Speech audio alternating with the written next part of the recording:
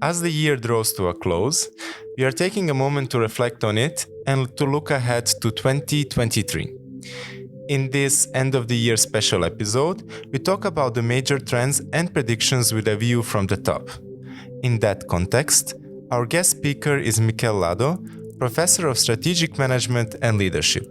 He is a senior lecturer at IESE Business School at the University of Navarra and a visiting professor in many other business schools. Miquel is advisor to CEOs and executive teams on strategy formulation and implementation. He has experience in 20 different sectors and is an ex-group president and CEO of Sarah Lee Bakerly Europe. He is also the author of the book Falling in Love with the Future, where he shares his professional experience in significant executive roles in big multinational companies. So, without further delay, let's get started. Hi, Miquel. How are you doing today? Oh, doing very good. Thank you. It's very good to have you on the podcast. And well, for our listeners, I would like to say that Miquel, I have recently attended a training given by Miquel, and it has been an extraordinary experience. And when we were thinking about inviting a guest for the end of the year special, naturally, I thought of you, and I know that you're a very busy person. So thank you for accepting the invite. So well, pleasure is mine. So I'm glad that you enjoyed the sessions. I did enjoy the sessions too. So thanks for inviting me. Perfect. I wanted to ask you one question that I was pondering about lately. And I was asking that of myself too, I think, and everybody else did.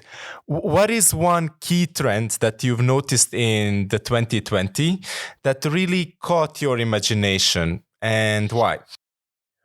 Well, one of the trends, that one of the things that I liked very much the acronym of PESTEL, that stands for politics, economics, social, technology, environmental, and legal.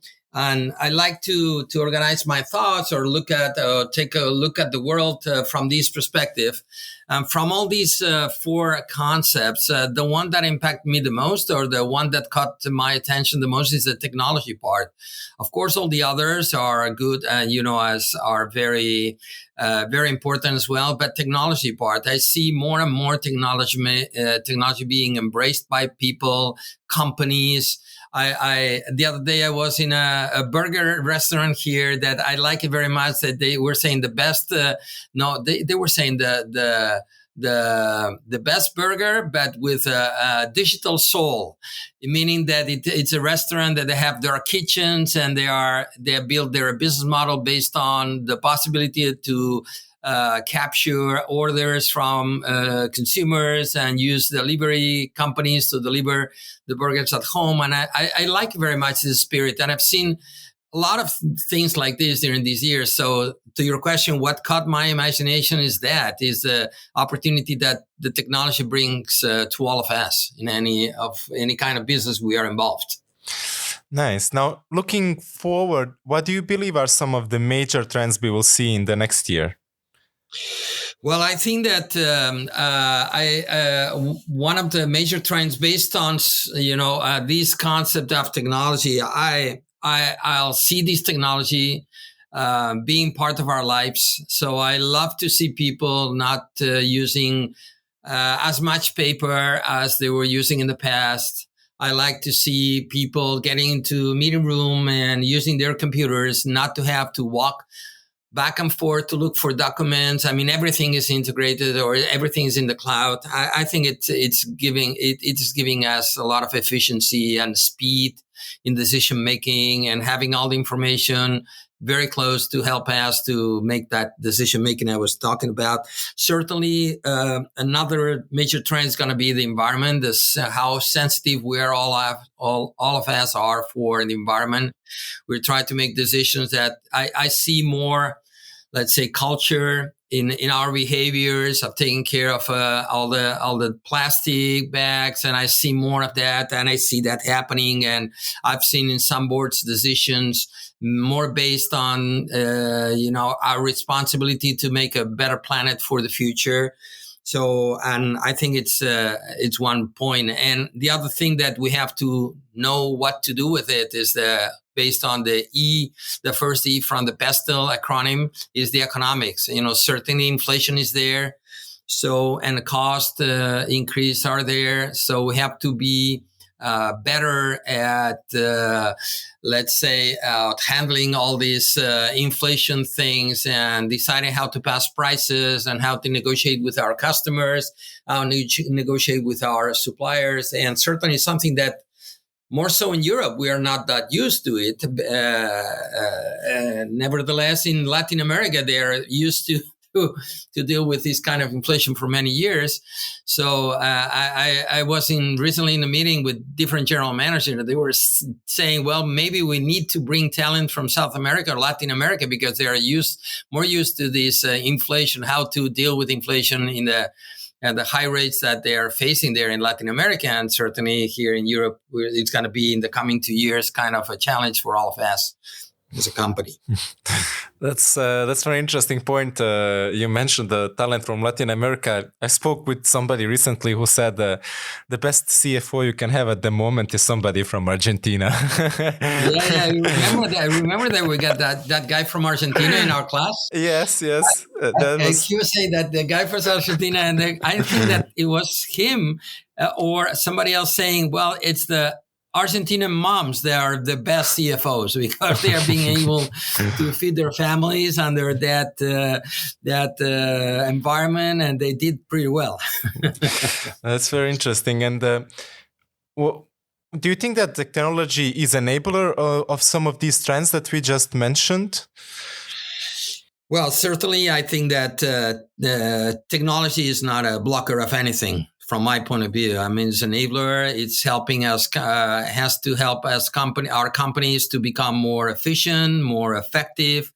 It's, that because we've been talking about that, I think that one of the main things that we have in our lives that we all have just 24 hours a day. No one has more than 24 hours a day, not even the biggest fortunes in the world have 25 hours a day. We all have 24 hours a day. So why some people achieve more with the same amount of time? And certainly, I think it's how they manage their time. Who I have conversations with, what kind of book I read, what kind of decision I take, what kind of market I will, go to. I mean, it's deciding how to get the best use of our time. And certainly I think technology is there to help us to be more efficient and doing more with less energy from us, because all these technology is helping us to be much more efficient. I'm feeling that myself. I mean, I'm not having a big company. I'm a professor. I'm a consultant, and I see how technology is enabling me to get into more projects and to be able to cope with more customers and to cope with more decisions, thanks to the amount of information I have in my tech devices that are my team, in that regard. So yes, yeah, I think it's an enabler for that. Yes, certainly. What is the advice you give to your students and clients on how to capitalize on technology? Well, embrace technology fast. Maybe top managers are people that maybe are not digital native. Pay attention to the digital native, see their behaviors, look at them, understand how you're using their devices, embrace technology. Let's force yourself to get into that. Let's not have everything in your laptop, having in the cloud, to be able to get connected from anywhere in the world. I mean, it's embrace technology and do it fast. I think that we are, there's not a scientific base on this comment, but I think that probably we are at 10%, 20% of our, in terms of use of technology that we could be doing. So embrace technology fast, become digital in any sense, use any the voice, paperless in that. I mean, I think, as I said before, the technology is here to make all of us more efficient and effective. And I think that one of the main responsibilities as executives, if I may, is making uptime from the 24 hours that we have. So let's be more efficient and to be able to go more things and more efficient in that way. Yeah, that's the kind of advice I give to anybody, any boards that I'm part of, or any the students in the session. So I think that's the kind of advice I'm giving to everybody. That's very interesting. Maybe it's a good segue into the next question I was thinking to ask. Do you believe that companies will face stagflation? And that is, will they have to face a mix of high costs and low demand?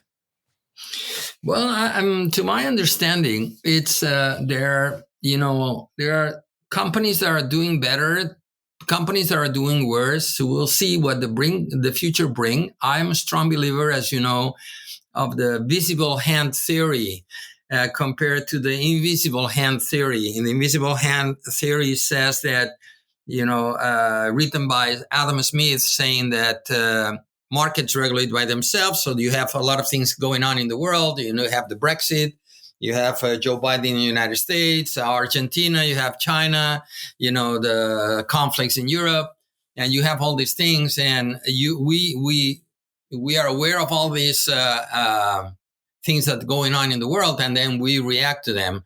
But then 200 years later, we have Professor Alfred D. Chandler Jr. from the Harvard Business School, that he wrote the theory of the visible hand, reminding all of us that we have a hand, that with that hand, we make decisions. We sign contracts, we buy companies, we raise prices, we lower prices. So I'm very much in favor of thinking that we all have that visible hand to be used.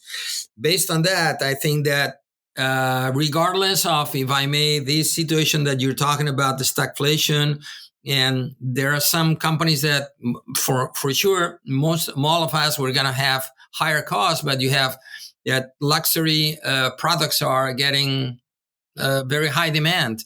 So we'll see. So we have to understand our sector, our industry, our ecosystem, and respond to that with this visible hand. See what we do with that. Understand.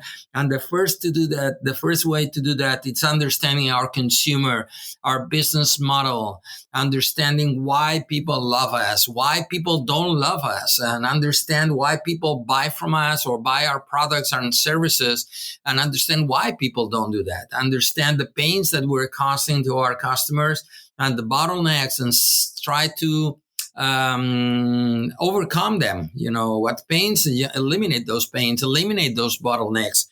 So that's the way that certainly, regardless of what the economy brings, it's in our hands to make the best from ourselves, about ourselves, and try to solve it with a visible hand. So understanding the environment, understanding our consumer, and from my own experience, I may say that understanding the consumer, spending time with the consumer, spending time if I'm in a retail business, spending an entire day, or if I may, an entire week there in the retail store, just looking at behaviors from consumers, is where I found the most inspiration in my life. So it's not just coming from books and from sessions and from going to university and seminars, but just experiencing life. I like very much the concept that it says we can teach concepts. I'm now talking from my position as a professor, but we cannot teach experiences. So my suggestion is that experience things, be there, be the consumer, be your employee, be your customer. And if you try to put yourself in the shoes of these roles, you're going to be much better in understanding how to cope and how to solve and how to give solutions to all these groups of people. That's very interesting. And do you have some strategies that you would recommend for the companies to navigate this environment? So you mentioned a good one, which is to focus on the customer, to understand your ecosystem, to really understand your suppliers, your partners, and so on, your people, your business model. Are there any strategies that come to mind apart from this? Yeah, I may say that in companies, all of us, we are very good at execution. We are very good at, if I may, at tactics, at doing walking, we are very good at this. But certainly we have to be able to find time to be better at thinking, at reflecting, about closing our eyes and seeing ourselves 5 years from now, 10 years from now, see how our business model, how our business model may be doing 5 years from now, 10 years from now. Now it's the time to question this business model, because at the end of the day, we are the result of decisions that were made 10, 15 years ago by someone else. So if we are not making decisions in the right direction, our companies, our projects are going to be 15 years from now the result of decisions we are making today. So the exercise of closing our eyes and trying to see ourselves in that future, I think, and then question everything of what we are doing today. It's very, very interesting. And another thing is that everything will happen in the future. I mean, any result, any consequence of decisions we make today will happen in the future. In fact, the future is the next second or the next day. I mean, so it's very fast. I mean, the present is very short in a way. Let's enjoy the present as we're doing now at full. But as executives of companies and that we have to take our organizations to the future, it's important that we think about this future. And if I may, the future exists. For instance, in Spain, where I'm based now, we are not the top country of the world. We are not the bottom country in the world. But certainly, I mean, we have this advantage. And for instance, I was in the bread world.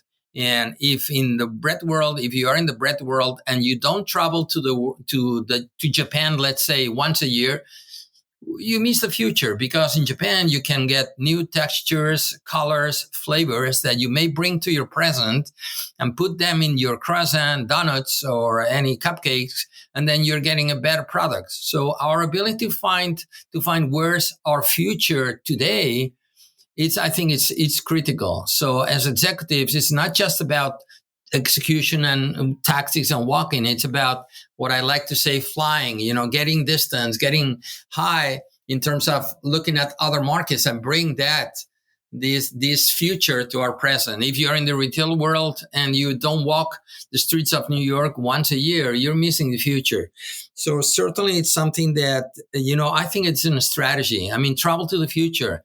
See what's going on in other industries, talk to different people, hold new conversations. Don't talk with the same people, with the same topics year after year. I mean, get inspired by people that's coming from other worlds, and, making that mixture, makes a lot of difference. And certainly we enrich all of us. We get enriched by this experience.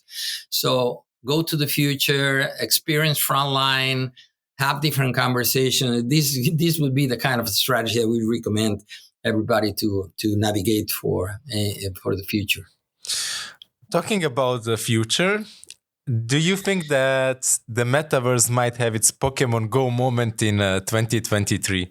That is, will the metaverse reach a wider adoption in the coming year? What's your thought on that?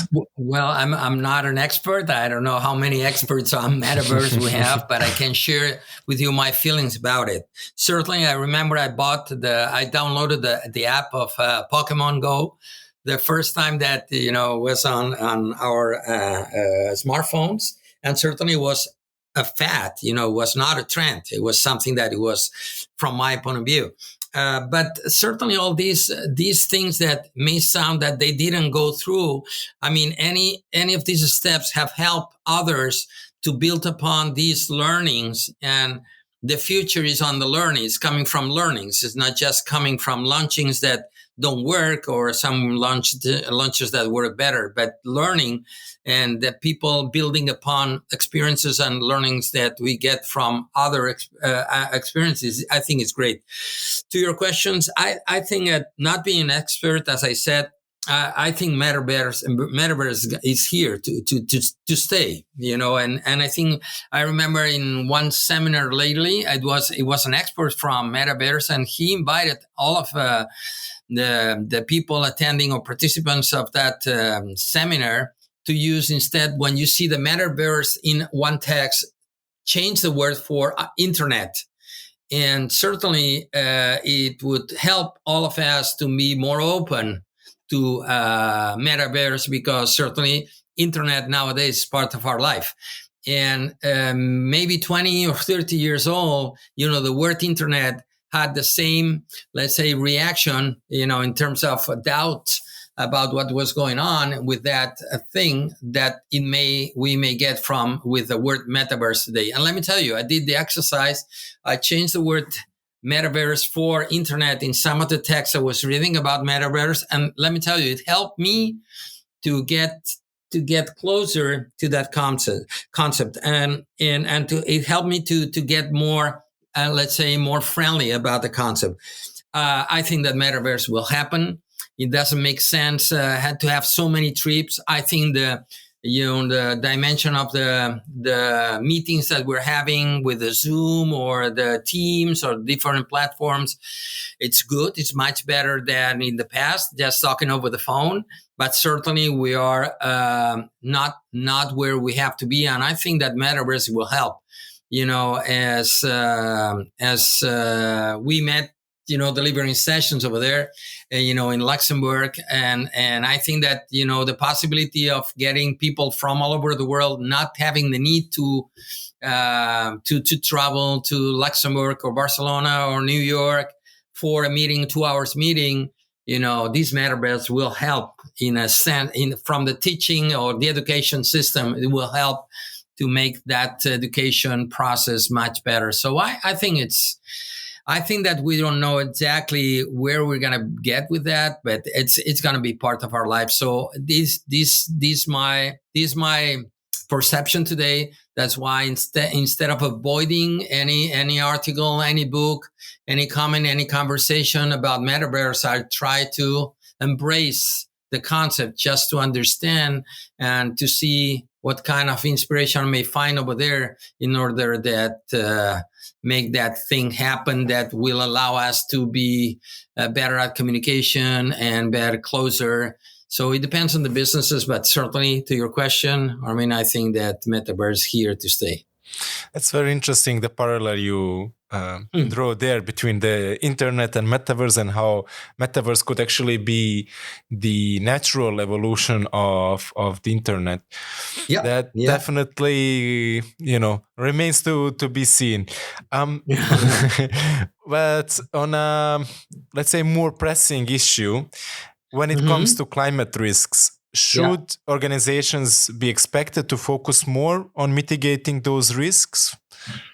Yeah, from the pastel word again, the P stands for politics, and certainly politicians have found in all the climate thing that it's a reality, an opportunity to regulate and to put laws to help us, all of us, to get a better planet, or at least to leave a better planet for the future.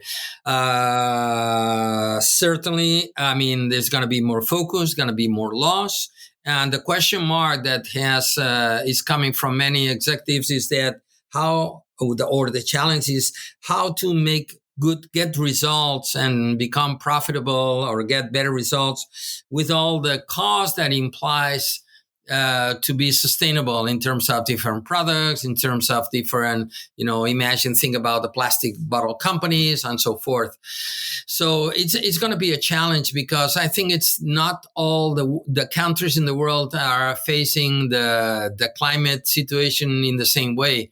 I don't think that Asia is where Europe is. I don't think that United States is where Europe is.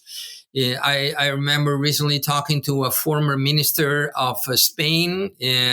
She was talking about the sustainability measures could be the competitive advantage for European companies. But we all know that at the end of the day, our consumers are customers that have to buy our products. And if we add cost to the product, considering that we all want to have a better planet, but at the end of the day, we need to get results or return on investment, and it's a challenge for mainly now for European countries in that respect. Nevertheless, I think that I support completely any measure in that sense, and we'll have to use our brains, our collective intelligence, to make a world that is affordable for the consumers or customers to acquire our products, and at the same time to make it more sustainable planet for all of us. Certainly the future has to go in that direction, certainly. No doubt about it. Yeah, that is indeed a big challenge for many organizations, is how do you transition to a more sustainable business model while remaining competitive on the market? And of course, managing a risk that, if you don't do this transition fast enough, the consumers might be long-term off-put by your products or services because they do not want to be associated with a business that they perceive, of course, as the one that is damaging to the well-being of the future generations. Miquel, I have one last question. Sure. What is the one key takeaway that you would like our listeners to have? You mentioned something around time management, and well, I have an idea for a takeaway, if I might. You mentioned to me this concept of 1,000 days of efficiency and effectiveness in a role. Can you elaborate a little bit more on that? I think it would be very good for our listeners to understand it. Well, there's one theory now that you're talking about the 1,000 days that monotony, let's say, kills initiatives in companies, the initiative of in a company. So let's be conscious about our level of energy. And there's a theory from Professor Paddy Miller. He was a professor at the ESE Business School in Barcelona, and I had the opportunity to do some research with him. And he says that let's be careful, because after 1,000, the average number of years or days we stay in a position along our careers is around 1,000 days. And I've been asking that question to many executives, as many as 1,000 executives in the last 4 years all over the world. And let me tell you, the average numbers of days that I get that from people staying in the same position is about 1,063 days. So every 3 years, let's say every 1,000 days, we change positions. We move, we promote, we go to other companies. So we have a limited amount of time to make a mark. And I think it's important. So it's crucial that we take advantage, that we enjoy these 3 years, and we give all we can to learn from this position and make changes and use the power that we have to make a better company, better projects, better world in that sense. And at the same time, let's be aware of that. And if we stay more than 1,000 days in one position, be aware of not allowing ourselves to decrease our level of energy, because it's not that we are not able to deliver accordingly to the expectations from our company, but probably you already are ready to cope with a more challenging position. And I think that one of the things that I like to see, or I see in people that let's say have a better, higher impact in the world or in companies, or they're successful in terms of leading organizations, is that level of energy, and they challenge themselves constantly, and they don't allow. It's like somebody in a sports. You run the marathon in 4 hours. Now you're making 3 hours 58 minutes, and now 3 hours in 56 minutes. So challenge yourself. You are the most important person in your life, because you are the only person you're going to be with all your life. So it's very important that we learn to challenge ourselves. Don't allow ourselves not to be in the highest level of performance. That's my recommendation to everybody in that sense. And the last message I would like to share with you is that I like very much the theory. It's not about the invisible hand, it's about the visible hand. It's not about things happening to us, it's about making things happen. So let's take this attitude. Let's not complain about all the things we cannot do in life. Let's focus on the things that certainly we can do in life and we can have an impact on. And I think that with this attitude, it will make a better world. Wow, that's a very good place to wrap up. Thank you so much, Miquel, for being our guest, and I hope that you have a Merry Christmas and a Happy New Year. Likewise, thank you very much for inviting me, and I wish you all the best, and I hope to see you soon. You too. Bye-bye. Bye-bye. Thank you very much. And that's all for today. This is Tech Talk, technology made simple over a cup of coffee. Don't miss out on any future episodes by hitting subscribe.